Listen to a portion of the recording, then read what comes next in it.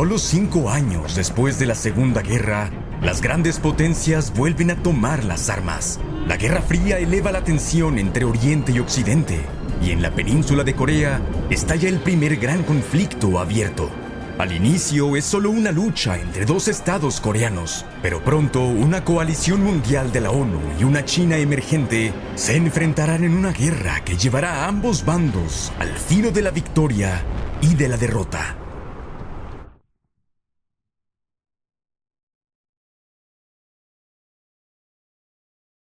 La derrota japonesa en la Segunda Guerra Mundial pone fin a 35 años de control nipón sobre la península de Corea. En agosto del 45, fuerzas soviéticas avanzan por Manchuria y desembarcan en Corea, mientras que Estados Unidos lo ocupa desde septiembre. Acuerdan dividir Corea en el paralelo 38 y asumen funciones de ocupación en el norte y sur. La línea era temporal y se retiran como estaba previsto en el 48. Pero ambos dejan estados alineados con sus gobiernos. En el sur, el exiliado presidente del gobierno provisional, Syngman Rhee, proclama la República de Corea en agosto. Un mes después, el ex líder antijaponés y mayor del Ejército Rojo, Kim Il-sung, anuncia en el norte la República Popular Democrática de Corea. Ambas reclaman la totalidad de la península y ninguna descarta la reunificación por la fuerza. La contienda ya está en marcha.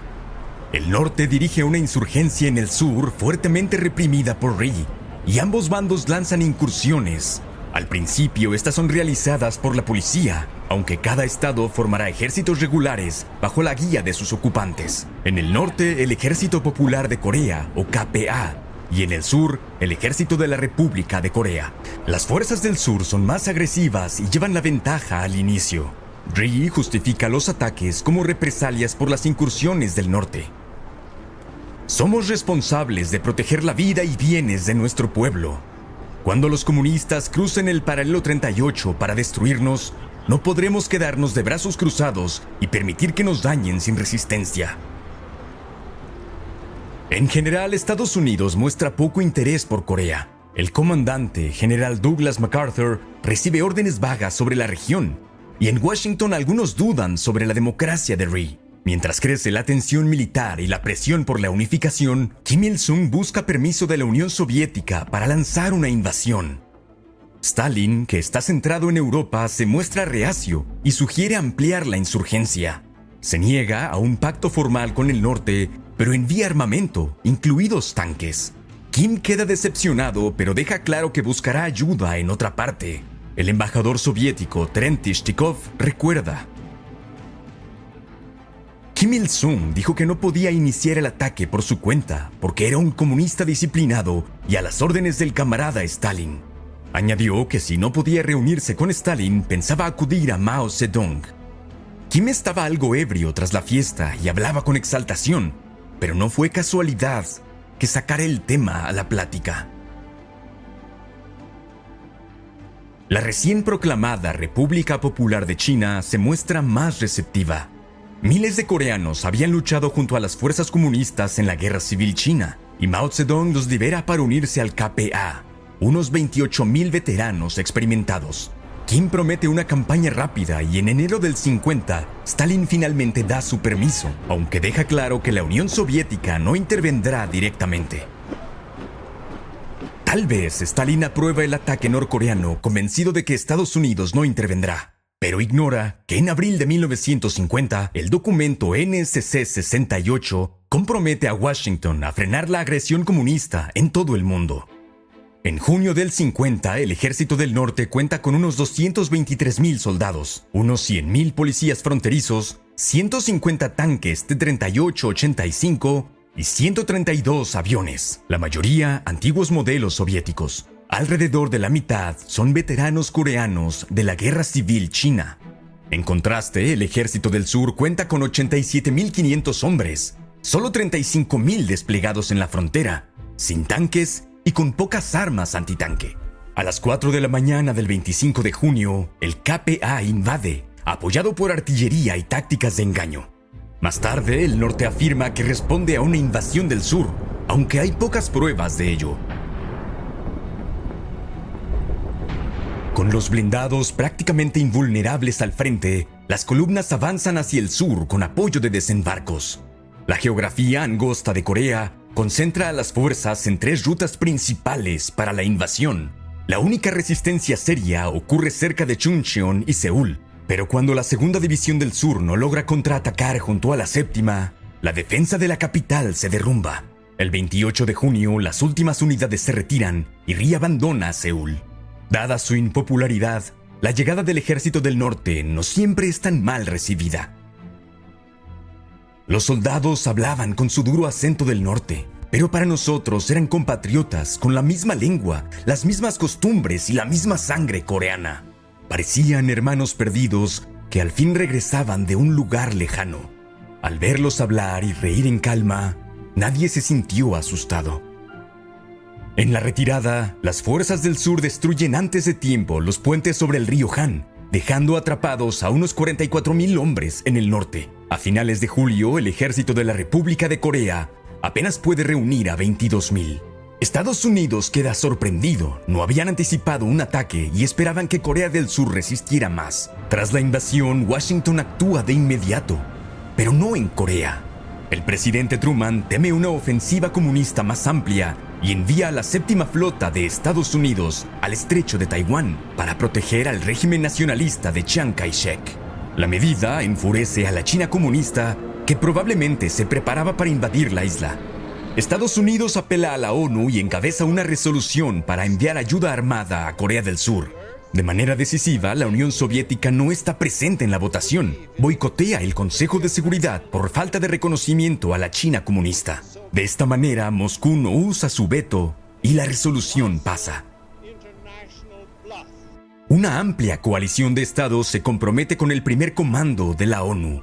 Para el 54 serán 22 países los que aporten tropas o asistencia médica, entre ellos Gran Bretaña, Canadá y también Etiopía, Colombia y Luxemburgo.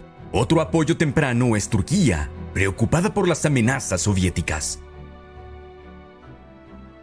Mientras luchamos aquí junto a las tropas de la ONU, sentimos que defendemos a nuestra patria. Algunos preguntan por qué combatimos aquí. Nuestra respuesta es esta: la amenaza comunista es mundial y para aplastarla debemos cumplir con nuestro deber. En el mando estadounidense hay dudas sobre estas contribuciones, ya que muchos aliados carecen de armas, apoyo o logística, aunque aportan un grado crucial de legitimidad internacional. Pero las fuerzas extranjeras tardarán en llegar. Tropas de ocupación estadounidenses en Japón se apresuran a entrar en Corea del Sur bajo el mando de MacArthur, ahora comandante de las fuerzas de la ONU. Sin embargo, las tropas de ocupación no están preparadas. Tras la desmovilización de la posguerra, el ejército pasó de 89 a 10 divisiones, y muchas carecen de personal, potencia de fuego y entrenamiento. El 5 de julio, la Task Force Smith, una fuerza simbólica, se enfrenta al norte en Osan, pero es rápidamente derrotada. La principal arma antitanque de la infantería, la bazooka M9A1, es ineficaz contra los T-34 norcoreanos. Washington envía con urgencia las nuevas superbazucas de 3,5 pulgadas, pero antes de llegar, los blindados del norte golpean a la 24ª División estadounidense. Al amanecer, escuchamos un fuerte ruido metálico. Entendimos lo que ocurría. Sus tanques venían. Avanzaban por la carretera hacia nosotros. No teníamos manera de detenerlos. Oí que un nuevo comandante, el coronel Martin, intentó enfrentarse a uno de los tanques con una bazooka. El tanque acertó un disparo directo y lo mató en el acto. A finales de julio, el norte expulsa a la 24 División de Taejong. Ni siquiera la recién llegada Primera División de Caballería logra sostener la línea. Aunque a menudo superan en número a las avanzadas norcoreanas, los refuerzos surcoreanos suelen ser reclutas improvisados. Además, el ejército estadounidense estaba diseñado para combatir con apoyo logístico, casi ausente en Corea. Aunque cuentan con poder aéreo, la falta de controladores en primera línea los reduce. En 17 días de combate, la 24ª División pierde el 30% de su fuerza. Y los refugiados también corren peligro.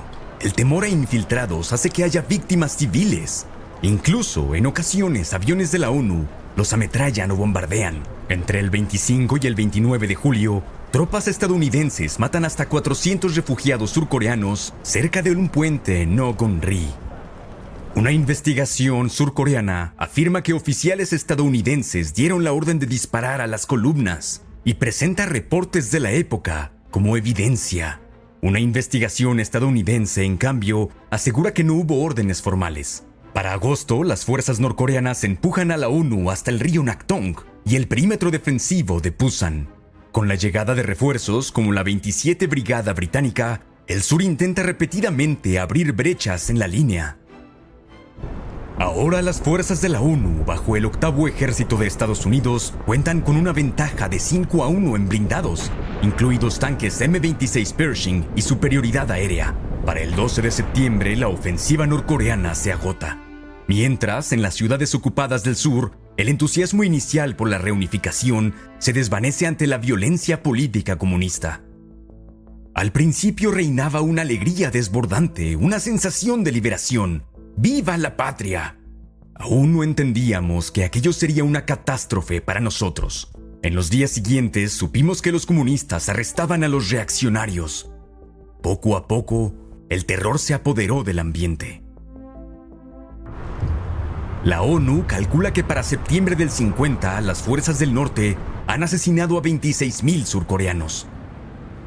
Pero estas ciudades no permanecerán ocupadas mucho tiempo. Mientras el asalto del sur se atasca en Pusan, el general MacArthur prepara una audaz operación para cambiar el curso de la guerra. El puerto occidental de Incheon sirve a Seúl y es un objetivo estratégico vital. MacArthur cree que un desembarco anfibio detrás de las líneas norcoreanas podría detenerlos en seco. Será como un ventilador. Vas a la pared, lo desconectas y el ventilador se detiene. Cuando desembarquemos en Incheon, los norcoreanos no tendrán otra opción que rendirse o retirarse. Pero Incheon presenta mareas muy variantes y solo ofrece una ventana de 3 horas para desembarcar. MacArthur no se intimida y ordena al recién formado 10º Cuerpo lanzarse a tierra. El desembarco es un éxito, y aunque el norte probablemente lo sospechaba, carecía de fuerzas para detenerlo. Las tropas de Estados Unidos aseguran la isla Wol-mi-do en la mañana y atacan Incheon en la noche, con poca resistencia. Al final del día, la mayoría del puerto ya está en manos del 10º Cuerpo. Ahora avanzan hacia Seúl, mientras el octavo ejército rompe el cerco en el perímetro de Pusan. Con la retaguardia amenazada, el norte inicia una retirada masiva. El 25 de septiembre, la ONU entra en Seúl y las fuerzas norcoreanas realizan acciones de retaguardia. En medio del caos, ambos bandos cometen crímenes, incluyendo ejecuciones de prisioneros y opositores políticos. Para el 27, el 10º Cuerpo recupera la mayor parte de la ciudad y se une al octavo ejército, atrapando unidades norcoreanas. Solo unos 25,000 regresan al paralelo 38. Con el ejército del norte en retirada, MacArthur exige cruzar la frontera. Algunos aliados de la ONU, especialmente Gran Bretaña, temen una intervención china. Pero con las fuerzas surcoreanas ya listas para cruzar, Truman concede permiso a finales de septiembre. MacArthur puede cruzar, aunque solo tropas surcoreanas podrán operar cerca de la frontera china. La situación alarma a Pekín. Mao ve la unificación de Corea bajo un gobierno apoyado por Estados Unidos como la antesala de un ataque directo. Mantener a Corea del Norte como estado colchón se vuelve esencial frente a la agresión. La intervención de Estados Unidos en Taiwán ya había elevado tensiones y bajo la perspectiva de China, confirmaba la agresión. Para nosotros, la cuestión de Corea no solo es un asunto coreano, está ligado a Taiwán. Según la información que recibimos, querían calmar a China primero y tras ocupar Corea del Norte, atacarían a China. Para octubre, Mao ya ha decidido intervenir. Cree que la geografía estrecha de Corea favorecerá a China. Unos 225,000 soldados chinos se concentran cerca de la frontera. Mao advierte a Estados Unidos a través de diplomáticos indios que no tolerará tropas extranjeras cerca del río Yalu, pero Washington lo ignora. El jefe de inteligencia estadounidense Charles Willoughby piensa que China no va a atacar. A inicios de octubre, las fuerzas del sur cruzan el paralelo, seguidas por el octavo ejército. Su objetivo, la capital norcoreana, Pyongyang. Mientras, el 10º Cuerpo, convertido en un mando independiente bajo el teniente Edward Almond, es enviado al este.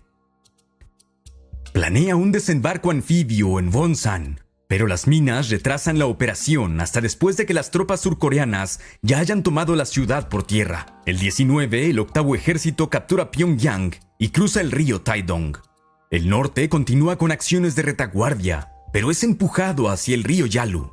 El 24 de octubre, MacArthur levanta las restricciones y permite que también tropas no surcoreanas avancen hacia el norte.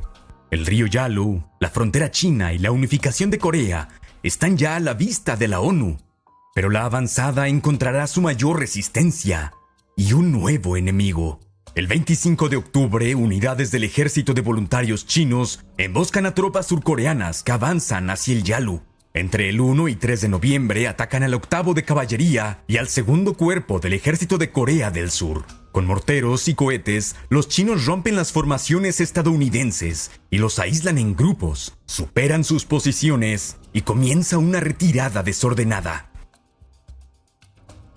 Había un pánico total en la posición, cada hombre por su cuenta. El tiroteo era tremendo. Los chinos gritaban por todas partes, no se sabía dónde ir.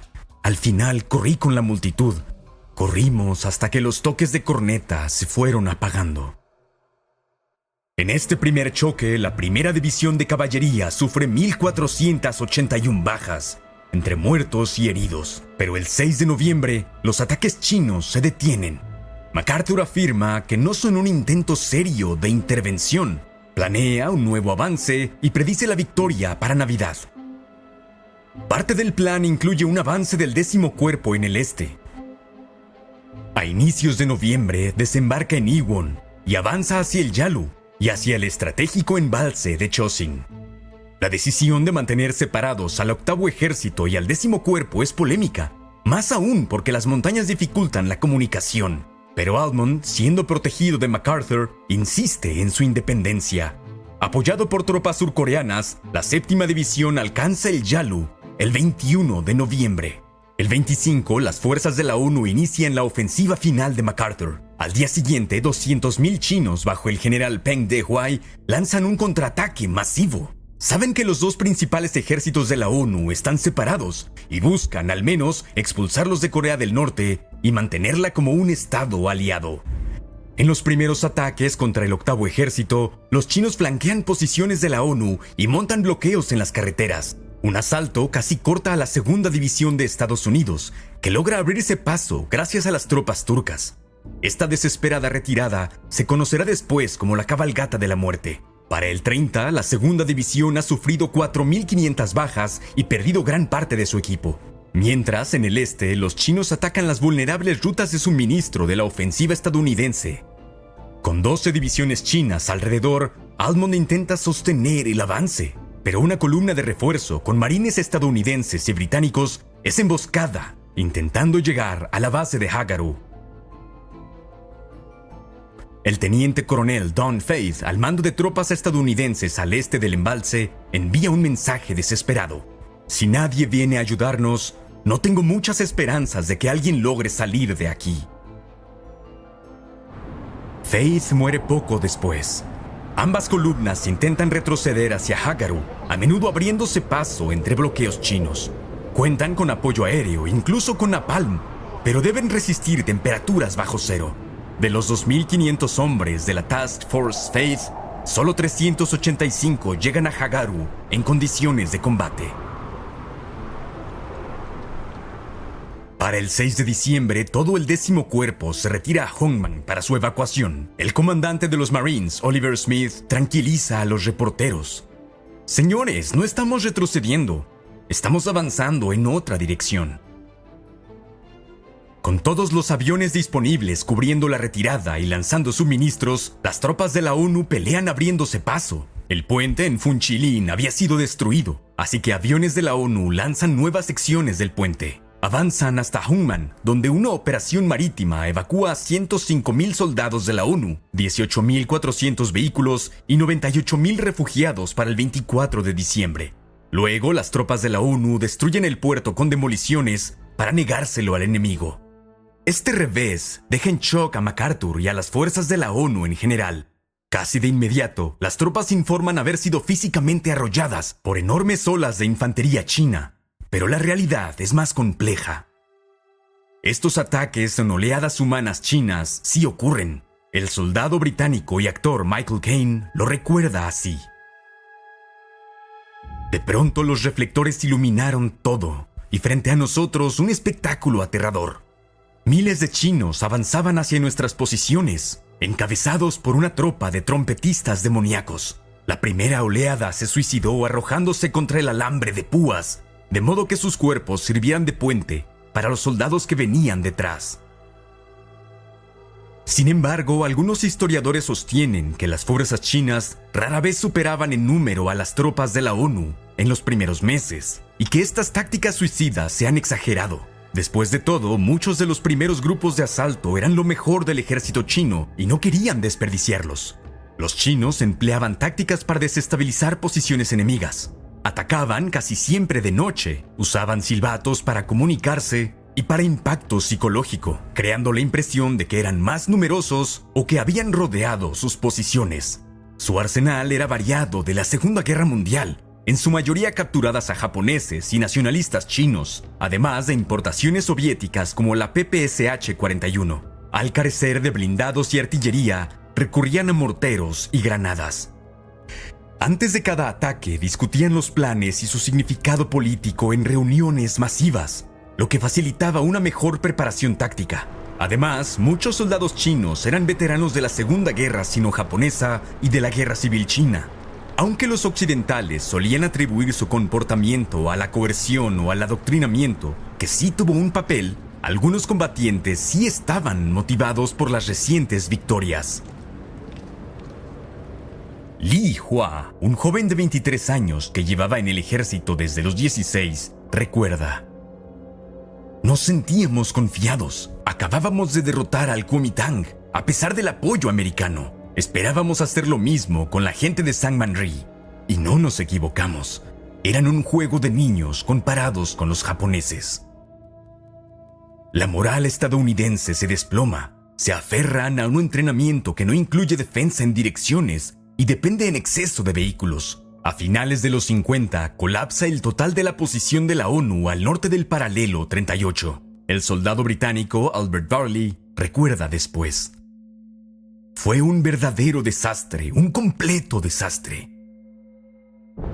El invierno golpea tanto a soldados como refugiados. El río Han se congela y permite la retirada, pero dificulta la defensa de Seúl. En las capitales de la ONU surge el debate sobre si deberían abandonar Corea. MacArthur pide que tropas nacionalistas chinas se unan a las fuerzas de la ONU y elabora listas de bombardeo para ciudades chinas, incluyendo armas atómicas.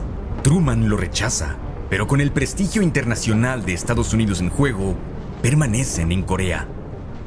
Hay tensiones dentro de la alianza. Algunos critican el mando de MacArthur y el deficiente entrenamiento de sus tropas. El general británico Sir Robert Mansergh informa a Londres: "La razón principal es la falta de determinación de los estadounidenses y su incapacidad para resistir. Su entrenamiento no les permite adaptarse al terreno y a la guerra, y aún con las lecciones aprendidas no logran librarse de sus vehículos. Jamás han estudiado la defensa. Solo parecen haber estudiado avances mecanizados y veloces. Los estadounidenses se sienten muy vulnerables cuando alguien amenaza sus flancos o retaguardia."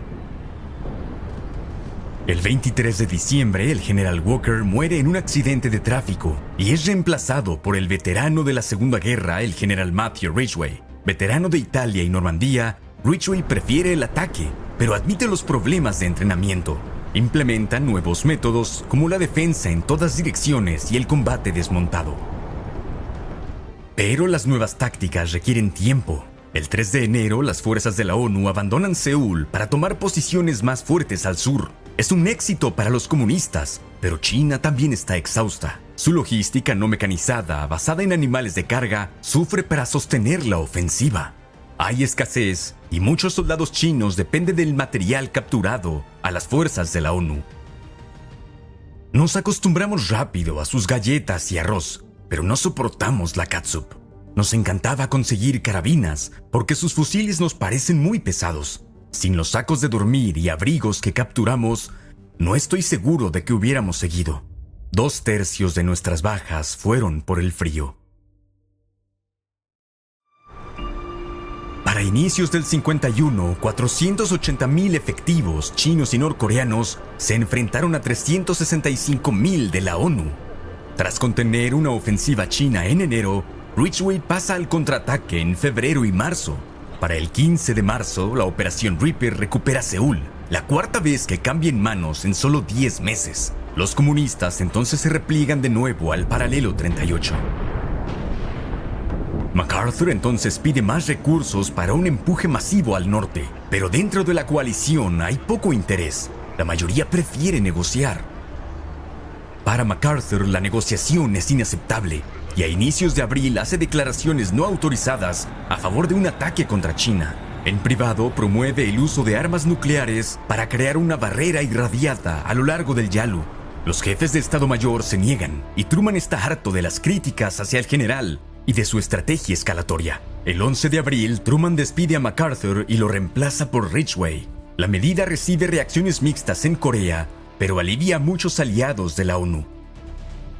El mando de la ONU ordena a Ridgway mantener la línea a lo largo del paralelo 38 en previsión de una ofensiva. El 22 de abril, los comunistas lanzan su mayor ofensiva hasta la fecha, con el ataque principal hacia Seúl. Una fuerza significativa se enfrenta a la Brigada de Infantería Británica el 29 en Imjin. Expuestos en posiciones mal preparadas, los británicos y belgas intentan mantener colinas frente a repetidos ataques chinos. Luego de que el comandante británico Thomas Brodie describiría la situación como un poco complicada, el general Robert H. Soule de la Tercera División estadounidense ordena a la 29 mantenerse. Esto se cita a menudo como un ejemplo de malentendido cultural. Cuando Tom le dijo al cuerpo que su posición era un poco complicada, no entendieron que en la jerga del ejército británico eso significa muy complicada. Bajo constantes ataques nocturnos, las unidades británicas y belgas retroceden. Sin embargo, el regimiento Gloucestershire en la colina 235 queda separado y los intentos de tanques filipinos y británicos por alcanzarlos fallan. En su lugar, el primer cuerpo estadounidense ordena una retirada general a lo largo de la línea de la ONU. El cuartel británico permite que el comandante, el teniente James Carn, decida si romper el cerco o rendirse. Cuando llegan los tanques Centurion británicos para cubrirlos, los soldados chinos atacantes y británicos en retroceso se suben. Los tanques entonces se disparan entre sí para despejar. Para el 25 de abril, todas las fuerzas de la ONU se han retirado, excepto el regimiento Gloucestershire. Los sobrevivientes intentan romper el cerco, pero solo los restos de la compañía D regresan.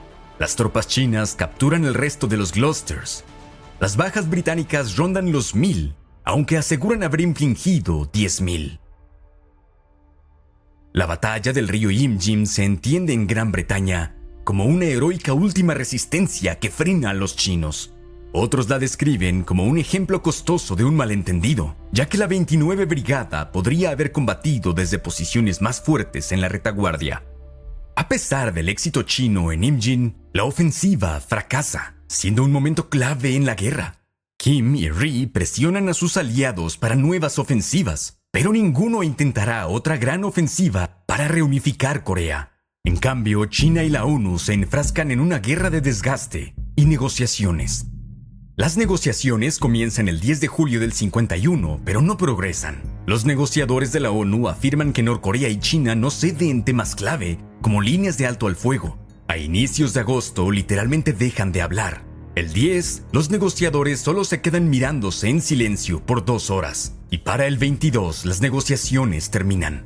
Mientras tanto, los combates continúan en un frente estancado y en el aire. La ONU goza de superioridad aérea en los primeros días de la guerra. Aviones de hélice de la Segunda Guerra, como el Mustang, el Corsair y el Seafire, eliminan rápidamente a la pequeña fuerza aérea norcoreana. Tras la intervención china, los aviones de la ONU realizan ataques, pero tienen problemas contra la logística china. Aunque la Unión Soviética se niega a intervenir, proporciona instructores, pilotos y aviones, incluyendo su nuevo caza a reacción MiG-15.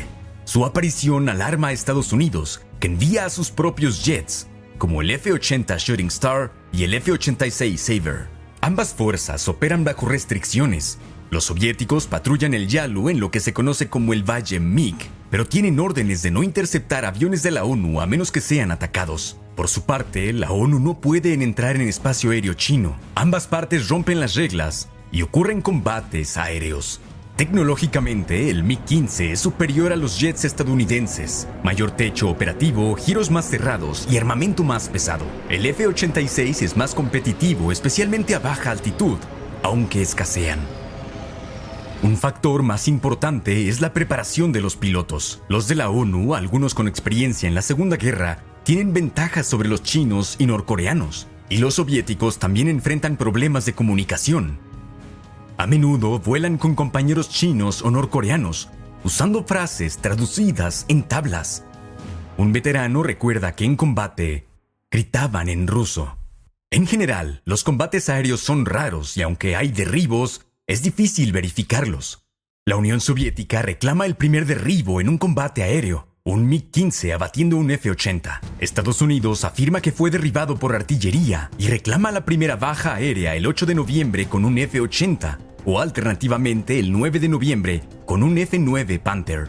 Últimamente, los pilotos de la ONU afirman haber derribado 792 MiGs en la guerra. Los soviéticos afirman haber derribado 1,000 aviones, aunque la cifra real ronda los 350. En cualquier caso, fuentes soviéticas aseguran que la mayoría de las victorias aéreas de la ONU fueron contra MiGs pilotados por chinos o norcoreanos, y que los soviéticos tuvieron una ventaja de 2-1 en derribos. El capitán Nikolai Varavyov recuerda una victoria. Me coloqué detrás del Saber, que venía rezagado, y me acerqué a unos 100 metros. El Saber empezó a girar a la derecha y lo seguí. Mi tercer ráfaga fue a su derecha y la cuarta impactó directamente. Una bala de 37 milímetros entró por la tobera. Los escombros pasaron junto a mí mientras el avión enemigo se incendiaba y caía. Los bombarderos de la ONU, como el B-29, son vulnerables tanto a los jets como al fuego de tierra. La pérdida de 5 de ellos en agosto termina con los ataques diurnos significativos, aunque los bombardeos continúan. La operación Strangle de la ONU intenta cortar las principales rutas de suministro chinas entre el 51 y 52. La inteligencia aérea de la ONU afirma un éxito masivo a costa de 343 aviones, aunque Ridgway se muestra escéptico. Si todos los camiones enemigos que reportan como destruidos en los últimos días fueran bajas reales, no quedaría ni un solo camión en toda Asia. Pero la superioridad aérea de la ONU sí permite que las fuerzas terrestres operen sin ataques aéreos enemigos, y los helicópteros de la ONU pueden actuar con mayor libertad. Modelos como el H-13 Sioux o el H-19 Chickasaw se usan para el transporte, observación y evacuaciones médicas hacia los nuevos hospitales del ejército móviles. Sin embargo, la amenaza del fuego enemigo, limitaciones técnicas y la rivalidad entre servicios por helicópteros disponibles hace que la mayoría siga llegando en ambulancias. Aunque la tecnología aérea más avanzada está en el aire, en tierra se parece más a la Primera Guerra Mundial. Ambos bandos construyen sistemas de trincheras y recurren a la guerra de desgaste. Una de las razones del estancamiento es la reanudación de negociaciones. Para noviembre se limitan a operaciones a tamaño de pelotón, como incursiones a trincheras, patrullas y reparación de defensas a lo largo de un frente estático. Los chinos lanzan ataques nocturnos, pero tienen dificultades contra el mejor entrenamiento y posiciones de la ONU. Los puestos de alerta temprana detectan ataques y los reflectores eliminan la cobertura de la noche. Nunca había visto tanta brillantez en mi vida. Cuando se encendían, el campo de batalla no parecía tan aterrador. Buscaban al enemigo en movimiento y luego disparaban un poder devastador contra todos los atacantes. Las trincheras chinas, vulnerables a ataques aéreos, usan camuflaje y búnkeres subterráneos para proteger a las tropas. A inicios del 52, el número de comunistas aumenta hasta unos 900,000, 200,000 más que la ONU, y han duplicado su artillería respecto al año pasado. Con condiciones que varían del frío extremo del invierno al calor sofocante del verano, las tropas enfrentan congelación, enfermedades y desmoralización. El sistema estadounidense que rota a los soldados tras cierto tiempo de servicio hace que la experiencia en combate disminuya a medida que llegan nuevos, mientras los chinos y el ejército norcoreano mantienen a sus hombres en posición. Para mejorar la experiencia en combate, los comandantes de la ONU planean ofensivas locales. Tras establecer nuevos puestos en el verano del 52, los chinos lanzan múltiples contraataques. Una cresta montañosa apodada Old Baldy ve combates intensos desde junio del 52, con partes de la posición cambiando de manos varias veces. Solo en marzo del 53, los chinos finalmente superan a una unidad colombiana que defendía la posición. El 45% de las bajas estadounidenses ocurre en esta fase estancada, y mientras los soldados siguen muriendo, las negociaciones avanzan lentamente. A inicios del 52, la ONU suaviza su posición en las negociaciones. Rhee sigue presionando por la reunificación, pero casi nadie lo apoya. China desea desmovilizar su costoso ejército y llevar a cabo reformas internas. Sin embargo, queda un problema clave: los prisioneros.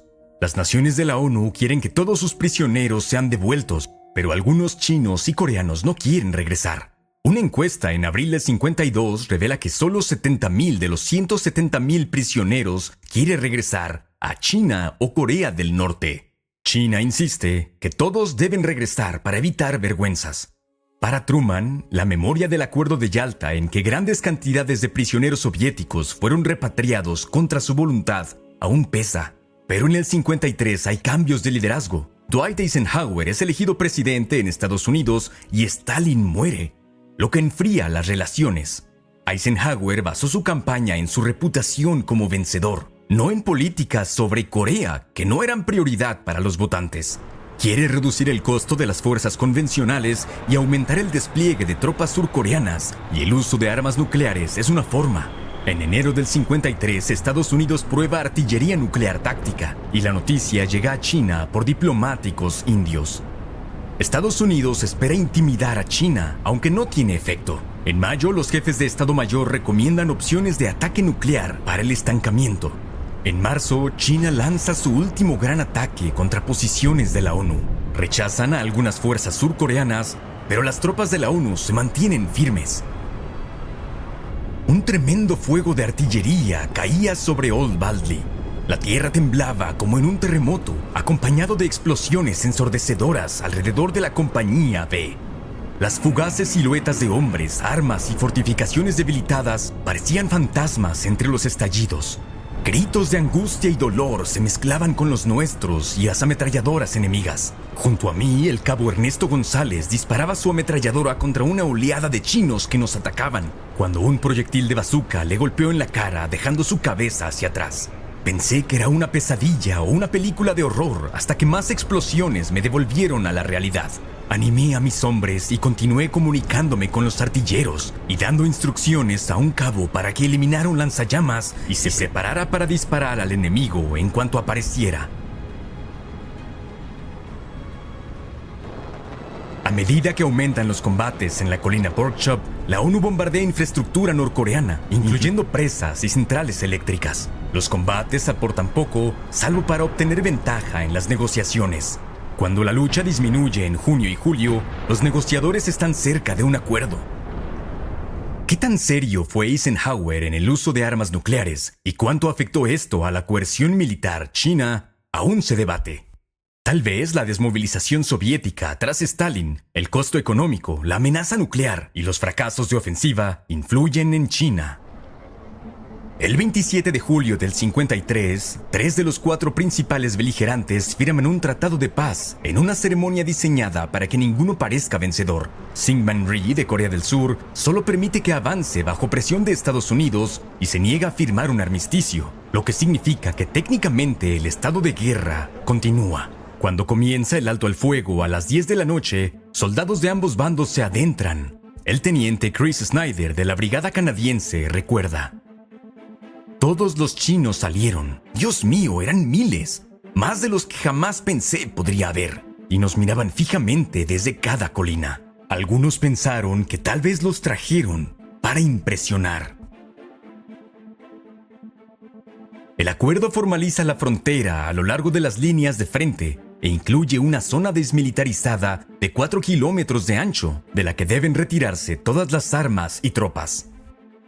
China permite que todos los prisioneros decidan a dónde quieren ir tras ser procesados por un comité. 21.839 soldados comunistas se niegan a regresar a su país. Esta cifra no incluye a otros 25,000 liberados de manera unilateral por Rhee en un intento de detener la negociación.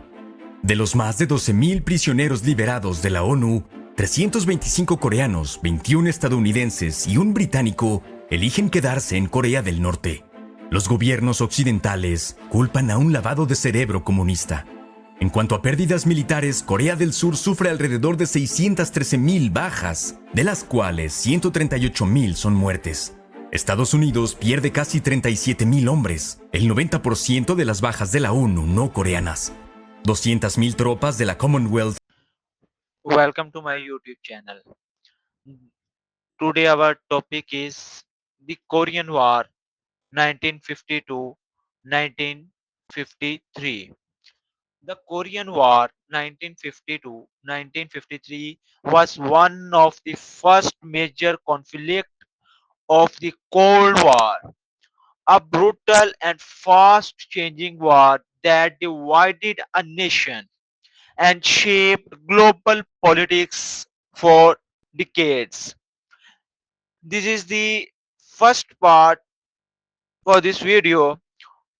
Our first discussion on origins of the conflict. At the end of World War II in 1945, Korea, once occupied by Japan, was suddenly divided into two zones. The northern half was controlled by the Soviet Union, while the southern half was backed by the United States.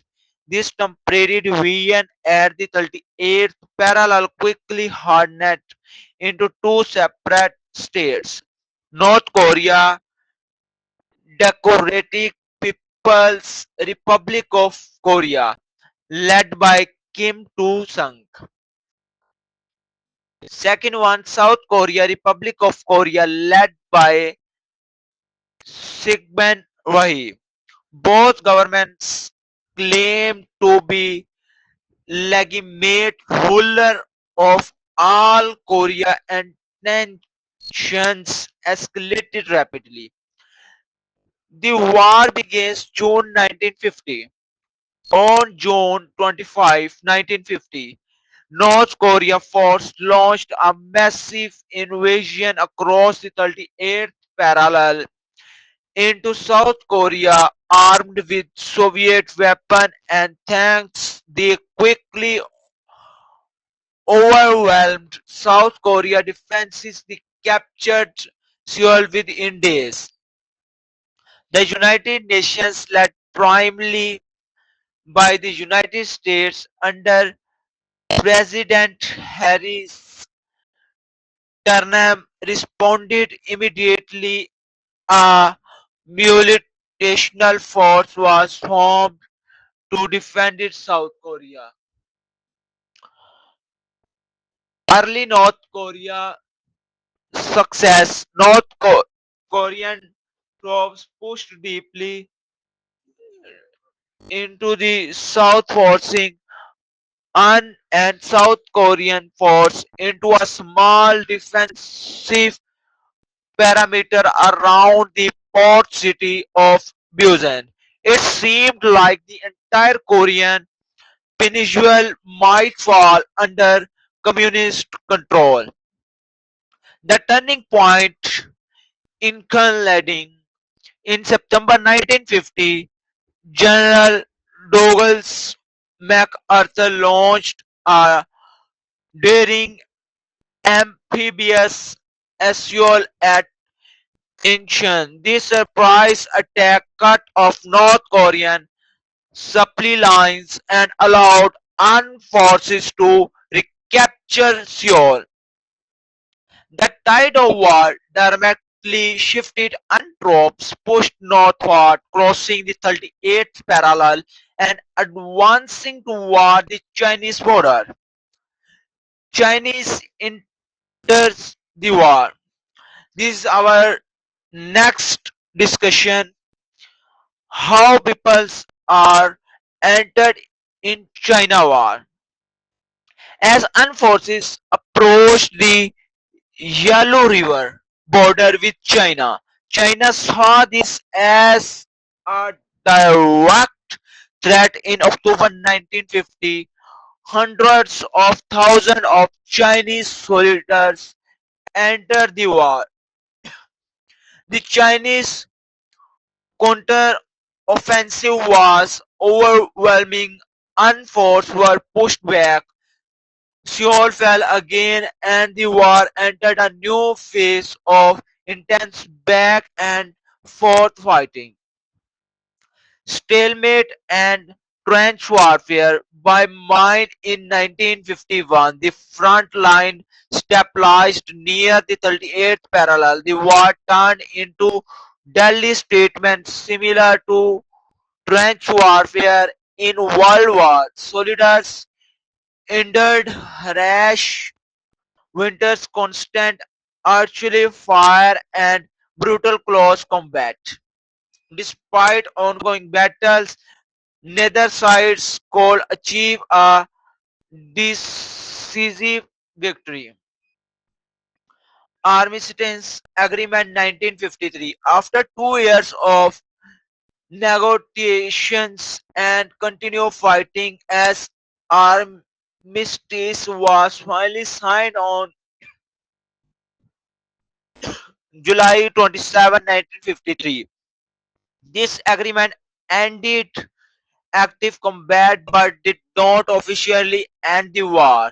The Korean Peninsula remains divided to this day by the determinalized zone DMZ, one of the most heavily guarded borders in the world.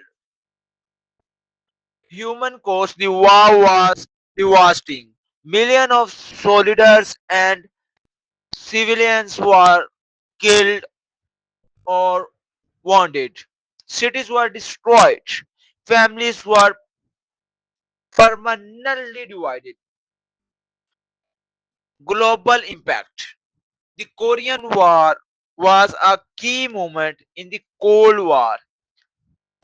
It solidified the division between communist and capitalistic blocs, increased military tensions worldwide, set the stage for future conflict like the Vietnam War. Final, Finally, the Korean War was not just a battle between North and South Korea, it was a proxy war between global superpowers. It became with a repaired invention escalated into an international conflict and ended in a tense stalemate. Even today, the legacy of the war continues to shape politics, military strategy, and the lives of millions. One of the Korean Peninsula. The Korean War extended, war without end. After the massive offensive counteroffensives, the Korean War stalled into the brutal decline by 1951. The front line stabilized near the 38th parallel, the same line where the war has begun. But even though lines stopped moving, the fighting did not outside dug deep trench system, built bunker, and launched constant small-scale attack to gain even smallest advantage. Hills and ridges became deadly battleground, changing hands against and again at the terrible cost. Soldiers lived in freezing winter and scorching summers, facing artillery bombardments day and night. The war became a test and endurance rather than movement. Air war destruction. While ground fighting slowed, the strikes about Korea became extremely active. the United States launched massive bombing campaign against North Korea. Entire cities, factories, and infrastructure were heavily damaged. Bridge, railways, and supply routes were targeted to weaken the enemy ability to fight. At the same time, intense air battle took place between American and communist pilots. Jet fighter clashed what became known as MiG Ali of the first major various jet combat zone in history. Prisoners of war cities. One of the biggest obstacles to peace talk was the issues of prisoners of war force. The United States nation force insisted that prisoners should have the choice to return to their home countries. However, North Korea and China demanded forced repression of all prisoners. This disagreement dragged negotiations on for months, even years. Meanwhile, prisoners suffered in harassed camp and may refuse to go back, fearing punishment of execution. Peace talk began in the July 1951. Peace negotiation began in the village Pen Museum, but progress was painfully slow. Even diplomats set the negotiation table. Soldiers continued to fight and die on the battlefield. The war had become a strange mix of diplomacy and violence, talking about peace while still waging war. Political pressure and leadership change back in the United States. The war began increasingly unpopular. Many Americans questioned why they were fight a distant war with no clear victory. General Douglas MacArthur, who had once been a hero, was removed from command by President Harry Truman after publicly disagreeing with government policy, especially his desire to expand the war into China. This moment showed how dangerous the conflict had become. There were real fears that the Korean War could turn into global nuclear war. The nuclear shadow, the possibility of nuclear weapons being used, loomed over the war. The United States had nuclear capabilities, and some leaders considered using them to break the stalemate. However, such a move could have triggered a full-scale war with China and the Soviet Union, potentially leading to World War III. In the end, nuclear weapons were not used, but the fear remained constant. The final push for peace. By 1953, both sides were expressed. A major turning point came after the death of Soviet leader Joseph Stalin in March 1953. His death changed the political situations and made peace more possible. Negotiations finally moved forward and both sides agreed to compromise. on key issues including the handling of prisoners.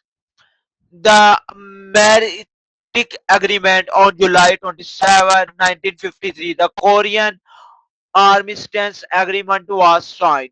This agreement ended active fighting, created the Korean Demilitarized Zone (DMZ), established a ceasefire between both sides.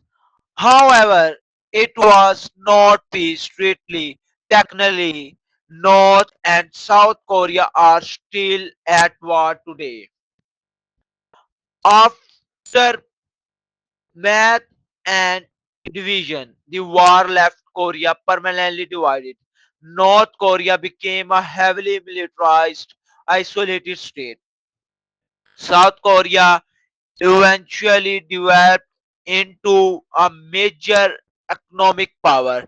Families were separated never to see each other again. The border became one of most dangerous and fortified in the world. Legacy of the Korea War changed global history.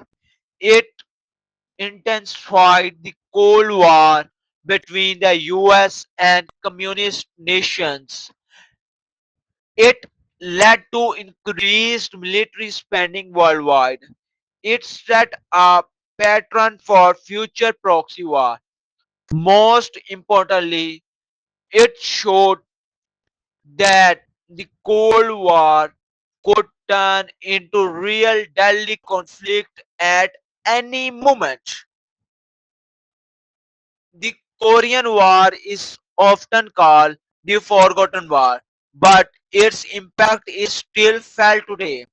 It was a war without a clear victory and conflict that ended where it began, but with millions of lives lost and nation permanently divided.